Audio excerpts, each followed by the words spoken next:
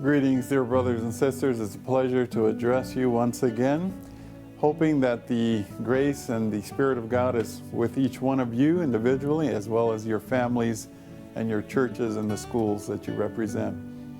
On this occasion, we just wanted to speak with you for a few minutes about our upcoming midterm constituency session, which will take place on Sunday, April 30th.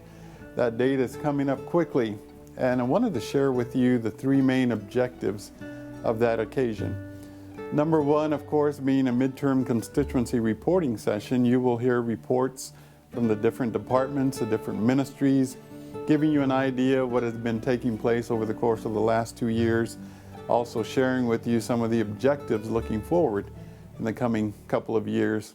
So you will hear some wonderful stories of how the Lord is reaching souls all across this conference. We just passed 57,000 members strong in the conference. The Lord is blessed in a marvelous way, and we're very excited as well about the different forms of outreach that are taking place all over the state of Texas. Secondly, we will also be revising and reviewing the Constitution and bylaws of this conference. This is something that hasn't been done for many years, and Elder Elton DeMorris, our conference secretary, along with the committee of the Constitution and bylaws, has taken the time over the course of the last several months to review the Constitution and bylaws and to seek out those parts of the Constitution that needed to be revised, updated. And so you will be receiving a report from them. You will have the opportunity to review these changes with them and make a decision as to whether these are beneficial, whether there will be a blessing to the conference and the way we do business as we move forward. So we look forward to your input. It is very important that you bring on your thinking caps, as they used to say back when we were in grade school, that you'll be able to look carefully and closely at these revisions and decide whether there's something that are beneficial to the conference.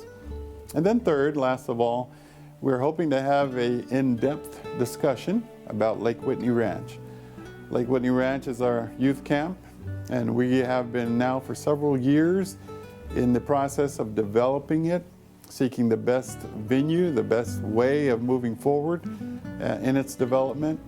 And so on Sunday, April 30th, a discussion will take place as to how to go about developing the camp. The executive committee recently voted to recommend to the constituency a build-out, borrowing money to build out the camp, and this would involve $20 to $25 million. As we looked at that more closely, it became evident as we looked in the Red Book, the policy book of the North American Division, that this might be extremely difficult, for not to say impossible, because the Red Book says that you need to have about 50% of the project, the funds needed for the project on hand, something that we don't. And so this, as we looked at it more closely, became an option that seemed like it was not really feasible. So we have to decide whether we want to build out the camp to a capacity where we could have 700, 800 people in attendance for a retreat and activity. That would take considerable amount of money to be able to do that. The second option would be to just go at a snail's pace and continue to build the camp as funds become available. And this would be to build the camp out where we could have the restroom facilities, the bathhouse facilities, the camporee facilities that would be needed to facilitate our camporees, and also church functions on a smaller scale. And so in that process, we would build out as funds became available on a year-to-year basis. The third option would be to sell the camp and outsource all of the activities to public venues. And we have done some of that in the past and has been successful. And of course, that wouldn't be the most ideal, but it is something that could be considered. And this type of discussion is what will take place on April 30th.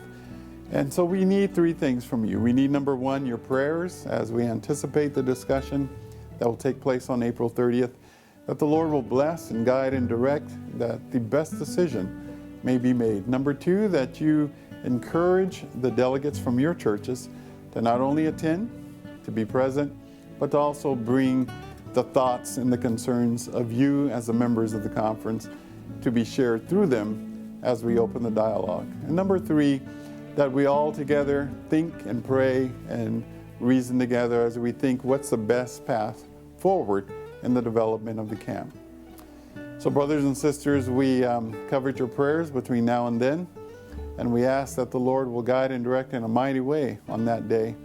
And until then, may the Lord bless you, your families, your churches, and your schools abundantly as you continue to push forward and do His work.